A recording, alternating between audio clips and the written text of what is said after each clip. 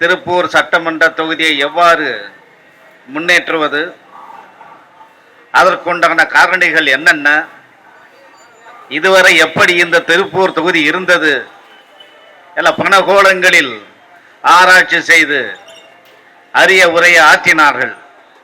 நண்பர்களே, நான் நாடாளுமன்றத்திலே 10 வருடம் பணியாற்றி இருக்கின்றேன். தமிழ்நாட்டிலிருந்து சென்று டெல்லியிலே தங்கி அங்கேயே வாழ்ந்து அங்கேயே ஒரு கட்சியை உருவாக்கி அந்த கட்சியின் பவுண்டர் மெம்பராக இருந்து நமது களஞ்சியம் ஐயா சொன்னபோது காஞ்சிராம் அவர்களுடன் இணைந்து ஒரு கட்சியை உருவாக்கினோம். ஆரம்பத்தில் எங்களை பார்த்து நகைத்தார்கள். இப்படி ஒரு கட்சியா, இந்த கட்சிக்கு வேட்பாளர் கிடைப்பார்களா என்று.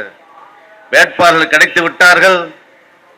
வேட்பாளர்கள் கிடைத்த பிறகு இவர்கள் வெல்வார்களா, ஒரு சீட் 2 சீட்டாவது வெல்வார்களா என்றார்கள்.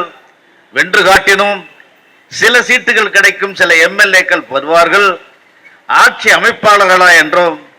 நேரடியாக ஆட்சி அமைத்தோம். இந்தியாவிலேயே மிகப்பெரிய மாநிலமான உத்தரப்பிரதேச மாநிலத்தை கைப்பற்றினோம். அங்கே ஒரு பட்டியலின பெண்ணை முதல்வராக்கினோம். நண்பர்களே, அண்ணன் சீமான் அவர்களை இன்னை இங்கு அனுப்புவது மிக மிக பொருத்தமாக எனக்கு தெரிகிறது.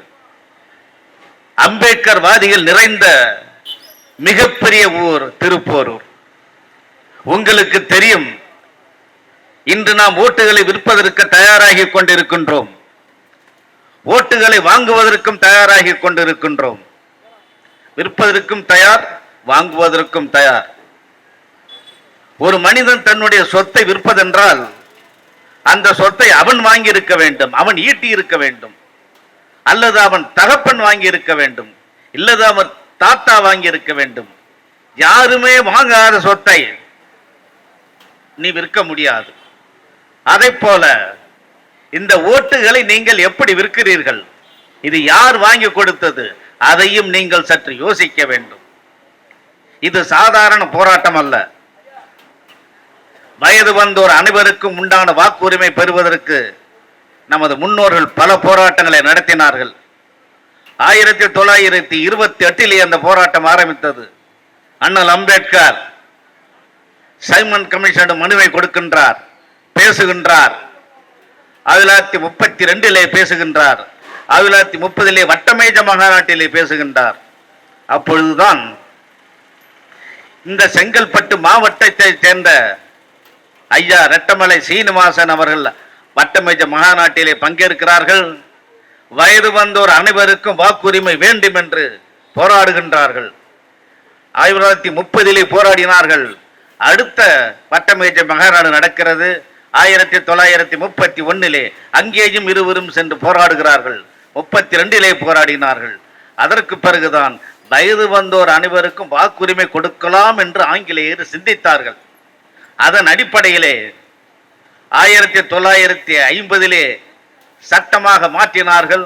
52 முதல் இந்தியாவிலே தேர்தல் நடந்த பொழுது அனைவருக்கும் வாக்குரிமை கிடைத்தது.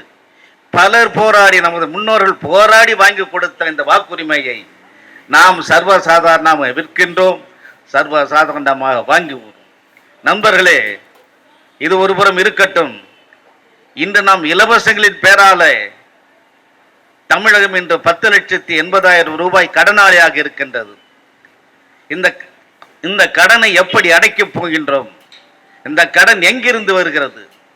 அந்த வகையிலே பார்த்தால் நமது 234 தொகுதிக்கு பிரித்தோம் என்றால் திருப்பூர் தொகுதிக்கு 4,500 கோடி ரூபாய் கடன் இருக்கின்றது. இதை நாம் எப்படி அடைக்கப் போகின்றோம்? எனக்கு முன்னாலே பேசினவர்கள் சொன்னார்கள் தற்சார்பு பொருளாதாரம். அந்த விதத்திலே இந்த மாநிலத்தை நாம் ஒரு சிறந்த மாநிலமாக மாற்றி, கடனற்ற மாநிலமாக மாற்றி உலகத்திற்கே வழிகாட்டுவோம் என்று சொல்லிக்கொண்டு இங்கு பேசிய அனைவருக்கும் என் நன்றியை தெரிவித்துக் கொள்கின்றேன். நாம் வெல்வோம், விவசாயி வெல்வோம். நன்றி, வணக்கம். நாம் தமிழர். இதுவரை இந்த மண்ணில் அரசியல் என்பது வருமானம் என்ற நிலையில் இருந்து சேவை என்ற உன்னத நிலைக்கு அடைந்து இன்று நாம் தமிழர் கட்சியின் 15 ஆண்டுகளாக தொடர்ந்து எல்லா தேர்தல்களிலும் பயணித்து வரும் நாம் தமிழர் கட்சிக்கு நீங்கள் வாக்களிக்க வேண்டும்.